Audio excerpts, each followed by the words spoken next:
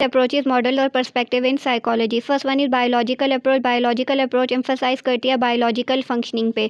For example brain और nervous system हमें help out करते हैं कि हम इंटरप्रेट करें memory, perception, emotions and psychological disorders को।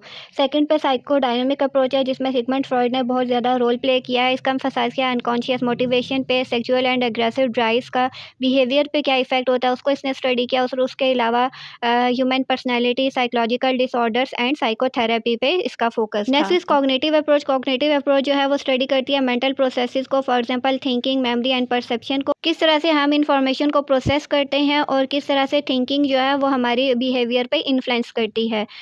Fourth one is humanistic approach. Humanistic approach जो है वो इंडिविजुअल पे फोकस करते हैं कि इंडिविजुअल या पीपल जो है वो यूनिक और कम्प्लेक्स होते हैं और हर इंडिविजुअल जो है वो अपनी मैक्सिमम पोटेंशियल पे पहुंचने की सलाहियत रखता है। Last one is behaviour approach, जो कहती है कि ऑब्जर्वेबल बिहेवियर और पर्सन का इन्वायरमेंट इंपॉर्टेंट होता है।